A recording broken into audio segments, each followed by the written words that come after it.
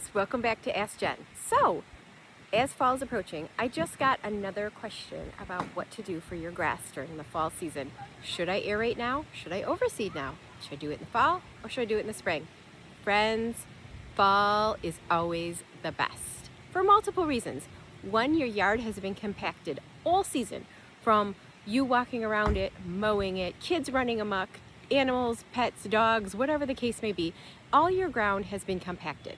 So what you want to do is aerate in the fall. It's going to help, those plugs help to loosen up the soil. So the machine kind of comes through and it makes all these holes and leaves these plugs everywhere. It's going to open up the soil, helping to get more oxygen and nutrients to the roots of the turf grass. From there, you want to make sure you overseed in the fall. Overseeding is going to help drop those seeds into those new plugs or holes that you've just created. So that's going to help promote thicker grass in the spring. Now, the other thing that I want to say is the other benefit to this in the fall is that we have cooler weather. So you don't have to water as much. You don't have to worry about the stress and strain that's going to take place, because it does stress out your turf grass. If you do it in the spring, as the weather is getting warmer, you have now put stress onto your turf grass. So you've done two things. You've stressed out the root system in the warmer weather of the spring and the summer. And here's the big thing that folks seem to forget about, is now that you've opened up the turf grass with all these holes, you're allowing for weeds to come and germinate in those holes. You don't want that. In the spring, the weeds are germinating. They're doing the same thing the grass is. They're growing and they're germinating. In the fall, the weeds are mature. If you have weeds in your turf, they're mature. So they're not going to seed at this point. They're not going to spread, okay? So you really shouldn't get much weed spread right now in the fall season. Also, another thing that you're going to want to do in the fall season is you're going to want to follow up with a winter riser fertilizing application. This application is usually done later in the fall, November, and it could actually be done in December. We have fertilized that final round in December here in Michigan when the weather has stayed fairly warm. We've had some pretty mild winters where it's still like in the 50s-ish, low, high 40s, 50s degrees in going into December. So you're able to get that shot of fertilizer down as well. And the key point of that, so this is like a 3-part approach to making your yard look amazing in the spring. Okay, so 1, you want to aerate. 2, you want to overseed. You do them simultaneously at the same time. So you aerate, then you go back over the yard and you overseed. I would overseed heavily. That's just my opinion, because you're going to get some seed that's going to be lost from wind, from animals and birds and whatever. So you want to kind of overseed a little heavier, and you want it all to fall in the holes. Okay, that's the idea. Falls in the holes that you just made. Then I would wait a few weeks, because you don't want to burn the seed with the fertilizer. So wait a few weeks. Make sure you're still watering, or if Mother Nature's doing its thing and we're getting rain, which would be great. We haven't had much rain. Then you're going to hit it with your winter riser fertilization application. And this is providing nutrients. You're not going to see anything from this right now. All you're doing is giving the seed and your turf grass a little shot of like vitamins. We're going to call it vitamins. Although you guys know this isn't vitamins. This is like nutrients. But think of it like your body. So you're giving it a shot of these nutrients to help it kickstart for the spring. Now, with all that being said, do all the right things. Your grass should start to look greener earlier in the spring.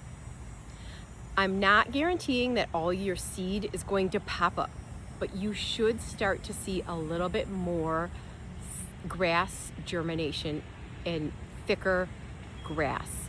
Now, is this a one and done?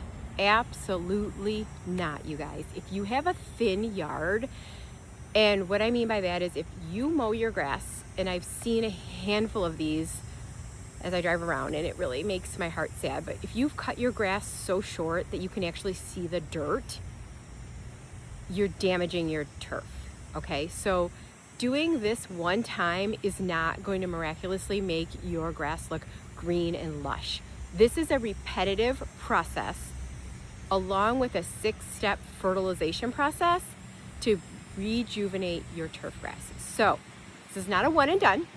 This is a one and it will help, but you need to follow a plan. So you need to rinse and repeat every year with the 6 applications of fertilizer, and then you need to aerate and overseed and winterize, and then you need to repeat. And you probably need to do this for a good 2 to 3 years, especially if your yard is so short or so thin that it's barren, okay? And in those instances, you also might need to top dress with some soil. And if that's the case, then I would pause, because if you just need to start top dressing and giving it more nutrients, I would pause. And at that point, I would highly recommend that you do a soil sample to see what the problem is, because there may be some more underlying problems in your turf that the aeration, overseeding, and the fertilizing is not going to solve. So there may be something else going on there, and the only way to get that resolved is to hire someone, and we can do that. We can come take soil samples and we send them off, and then we get the results. And the results will tell us what is wrong with your soil, what is good with your soil, what needs to be added, and then we can put together a plan and we can tell you, like, here's the plan. Now, sometimes the plan is very simple and it's not crazy expensive. Other times it can be a very expensive fix with thousands of dollars to fix and rejuvenate your yard. So with all that being said, the cheapest avenue is your 6-step fertilizing with your aeration and overseeding. Rinse and repeat that for a number of years. And a number of years, I say a minimum of 2. Has to be a minimum of 2. You can't do it once and think you're going to have this lush green yard. It doesn't work that way. I wish it did. It just doesn't. It's consistency and repetitive, and you have to be consistent if you have an end goal of a thick green grass. So with all of that being said, fall is the best time to aerate and overseed. Make sure you get down that last application of fall, it's called a winterizer, like redundant, but it's a winterizer application of your fertilizer. Make sure you get that down as well.